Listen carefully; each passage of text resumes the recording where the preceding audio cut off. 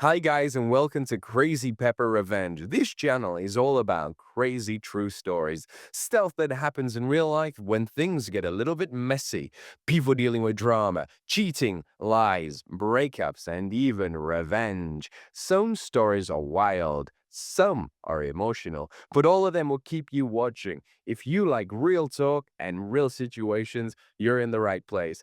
Don't forget to hit that subscribe button and stick around. This is Crazy Pepper Revenge, where the stories get spicy. I'm done being your fool. You know that moment when you suddenly realize your entire marriage has been a lie? For me, it wasn't finding suspicious texts or lipstick on a collar. It was seeing my wife of 5 years high, fiving her brother through our frosted living room window while I stood outside in minus 15-degree weather begging to be let into my own damn house.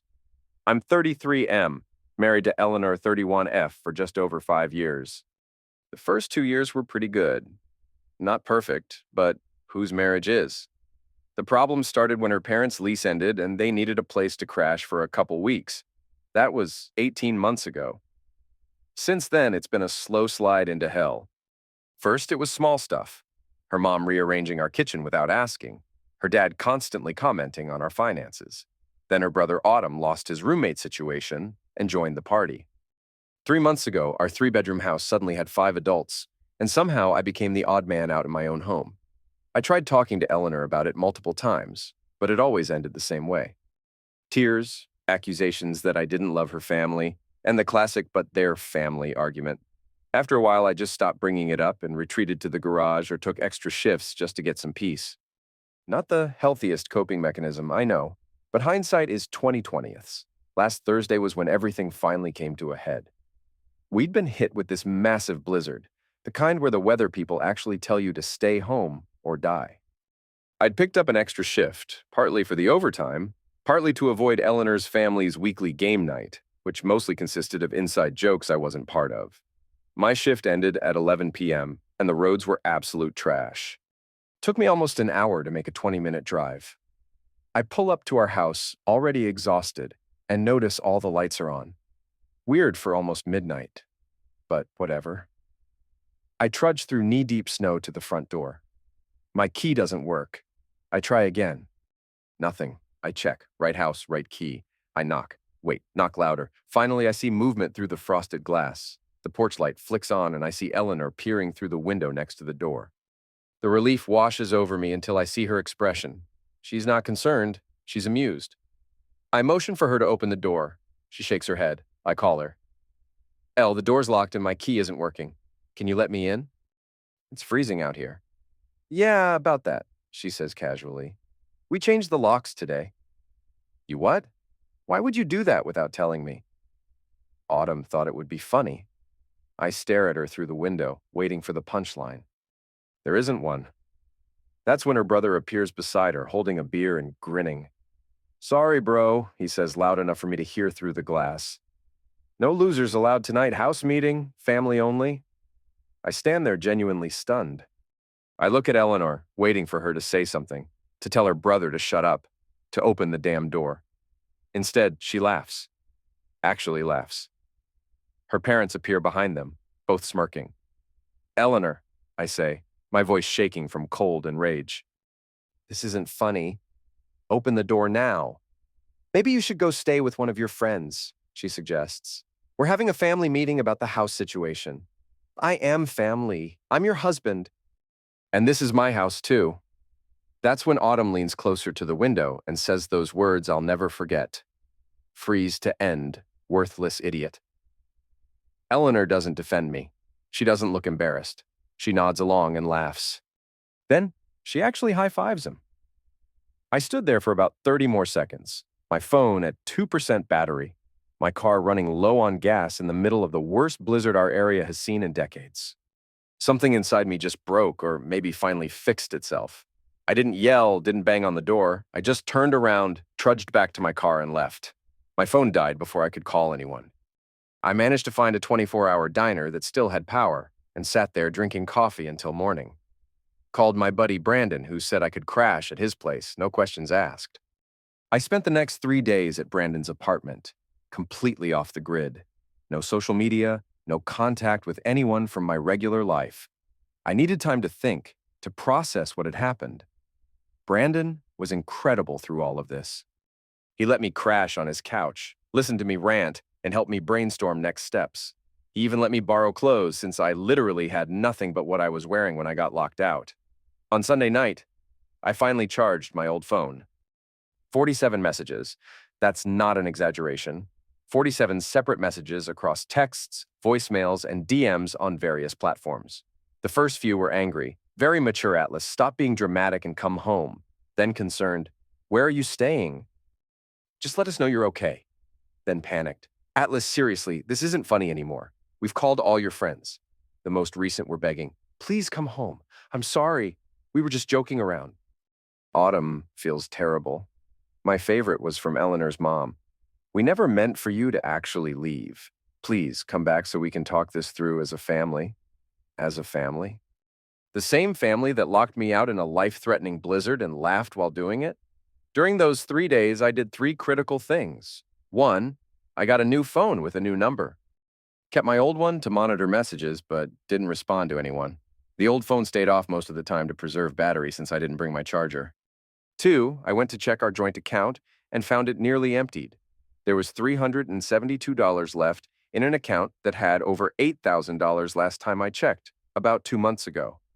I checked the transaction history. Eleanor had been slowly moving money to an account I didn't recognize for months. In total, about $7,800 of our money disappeared. 3, I went to our bank's branch and got into our safety deposit box to secure important documents. Birth certificate, car title, etc. Thankfully, I'd put these there before her family moved in so they couldn't touch them. I texted Eleanor back a single message. We need to talk. Meet me at Starbucks tomorrow at noon. Come alone. Of course, she showed up with her entire entourage, parents, brother, the whole circus. When I saw them all sitting there, I stayed calm and asked one simple question. Where did the $7,800 from our joint account go? The look on their faces was priceless. Eleanor stammered something about emergency family expenses while her dad tried to change the subject. I pulled out bank statements showing systematic withdrawal of funds over months. That's when she broke down and admitted her parents had been having financial difficulties and she'd been helping them without telling me.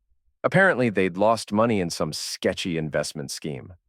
Her father got defensive, saying I should be grateful they were living with us because their expertise was valuable to our future. I didn't yell. I just slid a piece of paper across the table with 3 demands. Return all the money within 48 hours. They all move out within 1 week. Eleanor starts couples counseling if she wants any chance of saving our marriage. Her mother laughed and said, We're not going anywhere. That house is as much ours as yours now. That's when I played my trump card. I showed them the video I'd taken of the night they locked me out. Yes, I had the presence of mind to record the last minute before my phone died. Crystal clear audio of Autumn saying, Freeze to end, worthless idiot, and Eleanor laughing. I explained very calmly that if the money wasn't returned and they didn't move out, this video would be sent to every family member, friend, and Eleanor's workplace. I also mentioned I'd spoken with a lawyer about both the financial theft and potential charges related to recklessly endangering someone during a declared weather emergency. The Starbucks got very quiet. Eleanor was sobbing. Her mom was seething. Her dad looked like he'd seen a ghost.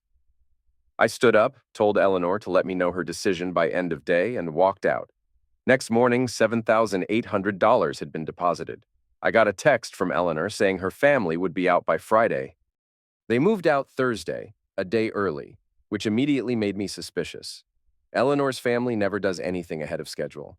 They're the type to squeeze every last second out of a deadline and then ask for an extension. I had Brandon come with me to check the place first, just in case they'd trashed it or something. The house was weird. Not destroyed, but definitely not how I left it. Besides the rearranged furniture, I found little surprises everywhere.